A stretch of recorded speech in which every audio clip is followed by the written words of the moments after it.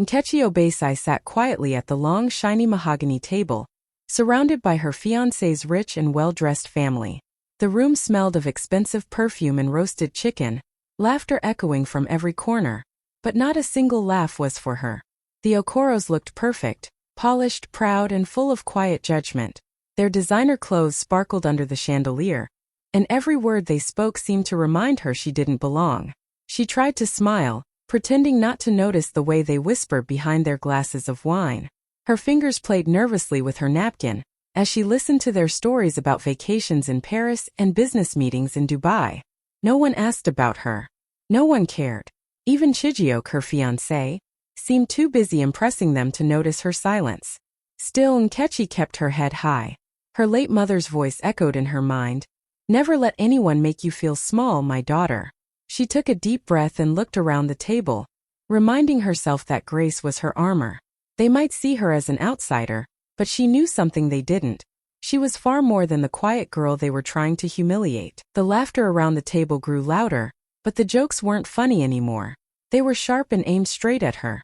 One of the aunts leaned closer to another and whispered just loud enough for Nkechi to hear. Chijioke really found himself a simple girl. The other aunt chuckled, swirling her wine glass. I just hope she at least knows how to serve water properly.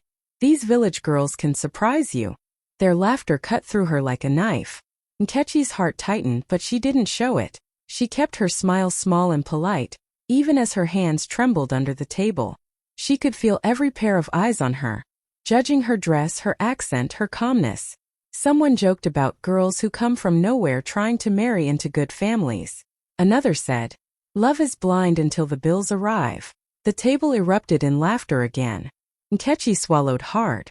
Her throat burned, but she refused to give them the satisfaction of seeing her cry. Chijioke sat beside her, pretending not to hear. He smiled weakly, trying to avoid confrontation. That hurt the most, his silence. She wanted him to speak up, to defend her, to remind them she was the woman he loved. But he just stared at his plate. Inside, her late mother's words came back to her like a whisper. "Grace, my daughter. Even when they try to break you, wear your grace like a crown." So she straightened her back, looked at the table and softly said, "I may be simple, but I was raised with respect." Her voice was calm, but her eyes held quiet fire. The room fell silent for a moment. Awkward, heavy, uncomfortable. Then the aunt forced a laugh, trying to brush it off. But Nkechi saw the discomfort in their faces. They didn't expect her to have dignity, to speak with strength. She smiled gently, turned to sip her water, and told herself silently, one day, they'll understand who they're talking to. The servants began placing plates of jollof rice, roasted chicken, and steaming soup on the table. The air was filled with rich smells, but Nkechi's appetite was long gone. She sat quietly, her eyes fixed on her plate, praying the evening would just end peacefully. But peace was never what the Okoros had in mind. One of the cousins, a tall, arrogant man in a designer shirt, looked at her and smirked. "Poor girl," he said loudly enough for everyone to hear. "This is not really your kind of table. Maybe you should eat later when we're done." The room froze. Forks stopped moving. Even the laughter died midair. Nkechi felt her chest tighten. Her hands shook under the table, but she forced herself to stay calm. She turned to Chijioke, hoping, just hoping, he would say something. Defend her. Stop the humiliation. But he didn't. He stared at his food, pretending not to notice, his cowardice screaming louder than words. Then the eldest aunt, the same one who had been giving her sharp looks all evening, set her wine glass down and said coldly, "Please, young lady, leave the table. This dinner is for family." The words hit her like a slap. Everyone's eyes were now on her. Her heart raced, her face burned, but she didn't want them to see her break. Slowly, she placed her napkin on the table and stood up. "Excuse me," she said softly, her voice calm but trembling at the edges. As she walked away, she could feel their smug stares following her. People who thought money made them better. But what they didn't know, what none of them could even imagine, was that the roof above their heads didn't belong to them. It belonged to her. Her late father's voice echoed in her mind. "Never explain your worth to people who measure it with gold." Nkechi walked out of that dining room with her head high. She left in silence, but that silence carried the weight of a storm they weren't ready for. For her not capture no I bid no blue and started ailing with you hope me sit the I went in the dish, Nemum at that. See, Mem Faha. They are breath vahnicket. Flosser who strips soon at therapy dickers dish. Sir, Easter foot no with the skim. See for the sear mean we oak with the ass. And our kirky sick on the bring it low. He'll of sear quite go wish that. He's sick else with off failer for the so with a law. Sir, it's said milk in the name. That no fits real nation, madden I was all with. Where's so in it? Heard nang it is through Zuho and the Vinoid. Derp so veil. Nyammer it. Her another ever with off to hope full of more with the capital net. Sir, each dash nothing in silks are. He'll else the her nurse. Ster was no lessons wish though. Twalish name it was a hip. He's low grid was a hip on. Skate her. Snemo murph softbish. Yeah, word that she reach. He didn't get what he merged well, so else no lessons new cat. Her old full brown but snake bilks later. And ever he smith ellis sweet for reach up. He left bed steep. All best in the fair work always night in the nurse distracting. Here's if the silk must wish that I had visit. He'll bark blams through the up. Say, are there of us? Alf burn one. Care profit with the rich get the ma groups there wood. He'll fast that's ish. Aim sweet skin. Sylving mercer he that's it near. Thar well sick at dish. Wherever has knitting it must name on the wet. Snail fax is skiffet in your hurry if nimish will of safes in I Billy. Say, you're him the wind of get up. And I say, let me sit by it. Get my sis, yeah, or the way he get built on us. Her caster say what do off this name it. Why dish it delish. But I get Mr. Loudon the dish up. Her old for the stuff in the parlor, Murph built in the banner. Her ishner Murph but it's see shale else, gushna, see stecken. That mansion everyone bragged about, the one filled with luxury and pride, didn't belong to the Okoros at all. It was hers. Nkechi Obe's size. The very walls that echoed with their insults had been built by her late father, Chief Obinna Obesai, a man whose name once carried power and respect across Nigeria. Years ago, he had designed that mansion himself, down to the last detail, the marble staircase imported from Italy, the mahogany dining table from Ghana, the grand chandelier from France. He had built it as a gift to his wife and only daughter, calling it the Obesai Home of Grace. When he passed away, the world mourned a legend. Obesai Holdings, his real estate company, grew even bigger after his death, expanding across Africa under trusted management. But what people didn't know was that he had left everything, every property, every share, every account, to his only child, Nkechi. She had become the quiet heiress of an empire, though she never flaunted it. After her father's funeral, she made a promise to herself and her mother's memory. I will live simply. I will earn respect for who I am, not for what I have. That's why she never told Chijioke or his family about her inheritance. She wanted love, not status. She wanted to be seen for her heart, not her last name. But now, as she stood outside that same mansion, the same one her father built with love, she realized how cruel life could be. The people who insulted her were sitting under her father's roof, eating dinner at her family's table, laughing at his daughter. Tears filled her eyes, but she smiled through them. If only Papa were here, she whispered. He'd tell me to rise with grace. And that's exactly what she decided to do. She wouldn't shout. She wouldn't seek revenge. She would let the truth reveal itself, silently, beautifully, and powerfully, just like her father taught her. Chijioke had always been kind, gentle, and soft-spoken, the kind of man who smiled easily and avoided arguments. That was what first drew Nkechi to him. He made her laugh, made her feel seen, and promised to love her for who she was. But kindness without courage, she was learning, could be dangerous. Kindness without strength could destroy a woman's heart. From the beginning, his mother never liked her. She had looked at Nkechi with thinly veiled disgust and said once, "My son is doing charity work by dating you." The words had cut deep, but Nkechi chose to let them go. She believed love could heal pride. She told herself that if she stayed humble, his family would one day see her heart. She endured the side comments, the fake smiles, the forced politeness, all for the man she loved. But that night at the dining table changed everything. When Chijioke sat silently as his relatives insulted her, something inside her broke. It wasn't just his silence, it was his fear. He looked at her like a stranger, afraid to defend her because he didn't want to upset his family. And in that moment Nkechi saw the truth. He wasn't her protector. He was their puppet. After she left the table she waited, thinking maybe he'd come after her, apologize, or at least call her name. But he didn't. He stayed inside, pretending everything was fine, while she stood outside in the cold night, holding back tears.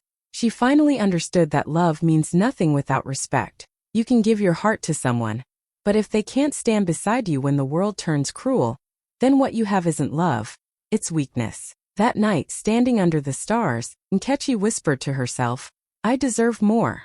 And for the first time she truly believed it. The next morning the sun rose quietly over Abuja, painting the sky in soft gold and pink. Nkechi sat on her small balcony with a cup of tea, her mind still heavy from the night before.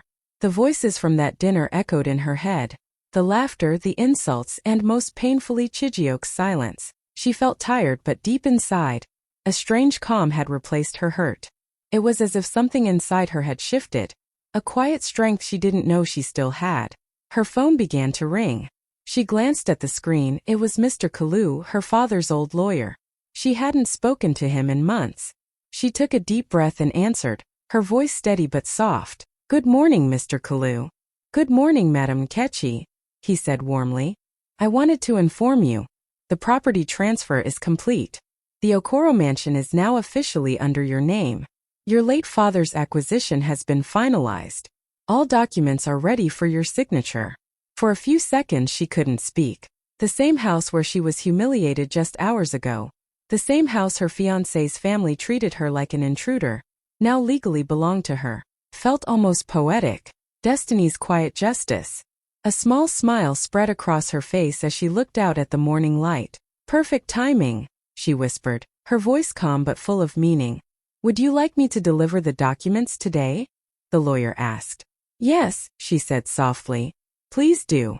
When the call ended, Nkechi sat in silence for a while, her heart peaceful for the first time in days. She thought of her father, strong, wise, and proud, and whispered, "Papa, you always knew when the truth needed to show itself." At that moment she didn't feel angry anymore. She didn't need to prove anything. Life had already done it for her. The people who made her feel small were about to learn who she really was, and she wouldn't need to raise her voice to do it. A week later, the Okoros decided to host another family brunch. This time, a big event filled with wealthy friends, business partners, and socialites. They called it a welcome party for an important investor visiting from Lagos. The mansion was decorated beautifully, fresh flowers in golden vases, soft music playing, servants moving around with trays of champagne. It was meant to be a perfect show of class and power. But the truth was, they were still celebrating under a roof that no longer belonged to them. Of course, they didn't invite Nkechi. After that humiliating dinner, they had quietly erased her from every family conversation. In their eyes, she was gone. Another mistake Chijioke would soon get over. But destiny, as always, had its own plan. That morning, as Nkechi stood before her mirror, she didn't see the quiet, timid girl they mocked. She saw the daughter of Chief Obinna Obesai, confident, calm, and in full control. She wore a stunning gold Osuoke gown that shimmered in the sunlight, her head wrapped in a perfectly tied gele that framed her proud face. Her makeup was soft but powerful, the look of a woman who had nothing to prove, yet everything to show. When she stepped out of her car in front of the mansion, people turned to look. Conversations paused. Even the guards, who once ignored her, quickly bowed in respect. The air seemed to shift, quiet, heavy, electric. She walked toward the entrance with slow, graceful steps, her heels clicking on the marble floor. Inside, laughter filled the room until someone gasped softly, "Is that Nkechi?" Every eye turned toward her. She smiled politely, her eyes steady and calm. "Good afternoon," she said, her voice gentle but commanding. "I hope I'm not late." The room fell silent. In that moment, without raising her voice, Nkechi owned every breath in that space. The same woman they once asked to leave the table had just walked back into her own house, not as a guest but as the true owner. The moment Nkechi stepped through the glass doors, the entire room seemed to pause. Conversation stopped mid-sentence, and laughter turned into awkward silence. The clinking of glasses faded as all eyes shifted toward her. The bright afternoon sun streamed through the wide windows, catching the shimmer of her gold Osuoke gown. She looked radiant, elegant, calm, and untouchable. The same aunt who had mocked her at the dinner almost dropped her wine glass. Her jaw tightened as she whispered, "What is she doing here?" The other guests, unsure of what was happening, exchanged confused looks. Some smiled politely, thinking she was just another invited guest. But the Okoro family knew better. They hadn't invited her. And yet, here she was walking in like royalty. Nkechi's steps were slow and graceful. Every movement carried quiet confidence. She didn't rush, didn't look nervous. She simply owned the moment. Her perfume filled the air, soft and expensive, matching the calm authority in her presence. When she reached the center of the room, she smiled gently at the aunt who had spoken. "I believe," she said, her voice smooth and steady, "I'm right where I belong." Her words hung in the air like music, calm but powerful, polite but piercing. A few guests turned to look at each other, whispering, "Who is she?" Someone asked.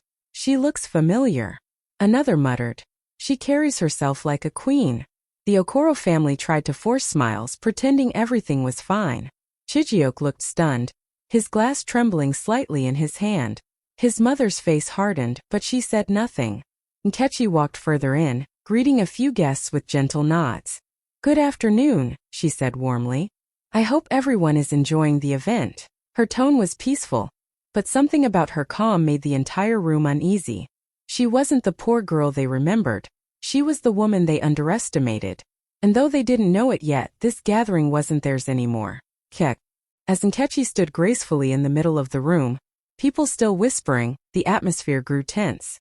The Okoro family tried to act normal, forcing smiles for their high society guests, but confusion lingered like a heavy fog. Just then, a young waiter approached her politely, holding a folder and a pen in his hand. "Good afternoon, Madam Owner," he said softly, bowing slightly. "Please, your signature is needed for the event bill." The room went completely silent. It was as if time froze. Every single person turned to look at the waiter, then at Nkechi. The word Madam Owner echoed in the air like thunder. "Madam what?" one of the uncles asked, his voice cracking in disbelief. The waiter, looking a bit nervous, repeated clearly, "Madam Owner, sir. This property and the entire estate belong to Miss Nkechi Obei-sai." A glass slipped from someone's hand and shattered on the marble floor. The aunt who had mocked her earlier nearly dropped her wine again, her face pale with shock. Guests began to murmur, unsure if they had heard correctly. Chijioke's eyes widened. "Nkechi, what is he talking about?" he asked, his voice shaking slightly. Nkechi didn't rush to answer. She simply smiled, that soft, calm, confident smile that came from knowing the truth was finally speaking for her. She took the pen from the waiter, signed the paper elegantly, and handed it back. "Thank you," she said kindly. "Please make sure everything runs smoothly." "Yes, madam," the waiter replied, bowing again before walking away. You could hear the guests whispering. "She owns the mansion? Is she serious? Wait, the Okaros don't own this place?" Nkechi looked around at all their shocked faces, her heart steady. She had no anger left, just quiet satisfaction. The same people who made her feel small were now standing speechless in her house. She turned to them gently and said, "Please don't stop your party. I insist, make yourselves comfortable. In my home." The room that had been full of chatter and laughter just moments ago fell into a heavy, uncomfortable silence. You could almost hear hearts beating faster. The Okoro family sat frozen, their fake smiles fading one by one. Even Chijioke, who had once been her biggest dream, now looked at her like he was seeing her for the very first time. His mouth opened slightly, but no words came out. His face turned pale, and his hand trembled as he set his glass down. The eldest aunt, the one who had asked her to leave the dinner table, blinked rapidly, her face stiff with shock. "There must be some mistake," she said weakly, trying to laugh. But the waiter had already left after confirming what everyone now knew. The mansion, the grand estate, the luxury they bragged about, it all belonged to Nkechi Obei-sai. Nkechi stood calmly in the center of the room, her gold osso-oak gown glowing under the chandelier. She didn't rush to explain or justify herself. Instead, she reached for the folder on the table, flipped to the last page of the property document, and signed her name slowly and gracefully. Every stroke of her pen felt like poetic justice. When she was done, she smiled gently and handed the file back to the stunned event manager. "Thank you," she said, her voice steady and kind. "Please make sure everyone is comfortable in my home." The words landed like thunder. "In my home." Gasps rippled through the room. Some of the guests tried to hide their surprise, while others stared openly, unable to believe what they were witnessing. Chijioke finally spoke, his voice shaking. "Nkechi, you never told me." She looked at him calmly and replied, "You never asked." Then she turned her gaze toward his family, still frozen in disbelief. In that moment, Nkechi didn't need revenge or raised voices. Her power was in her peace.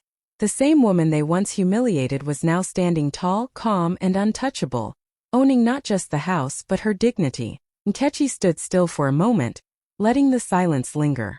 Every pair of eyes in the room was fixed on her, shocked, confused, and embarrassed. Then, with a quiet breath, she turned to face them. Her voice was calm, soft, but carried a weight that filled every corner of the room. "My father bought this mansion years ago," she began. "Chief Obinna Obesai, maybe some of you have heard of him.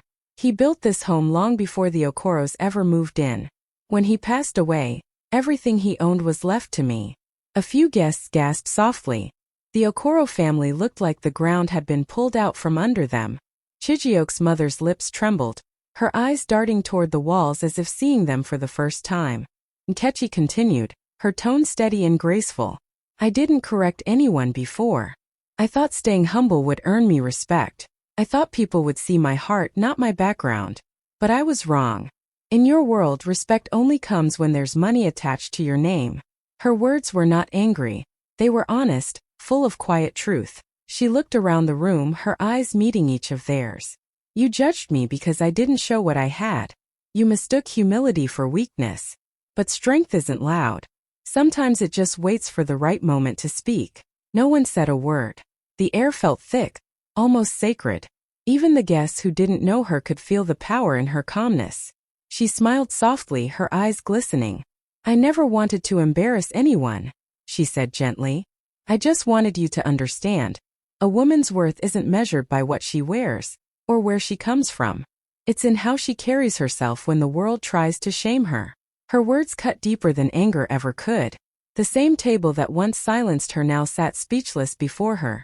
And this time it was respect that filled the air. As Nkechi turned to leave, the room stayed frozen in awkward silence. The same people who once laughed at her now couldn't even look her in the eye. Her heels clicked softly against the marble floor. Calm, steady, powerful. Just as she reached the door, one of the aunts, her voice shaky, called out, "Nkechi, please wait, we didn't know." Nkechi stopped. For a moment she didn't turn around. She just stood there, her back straight, her chin high. Then slowly she looked over her shoulder, her eyes calm but sharp. "Exactly," she said softly. "You never cared to know." Her voice wasn't loud, but it carried more weight than any shout could.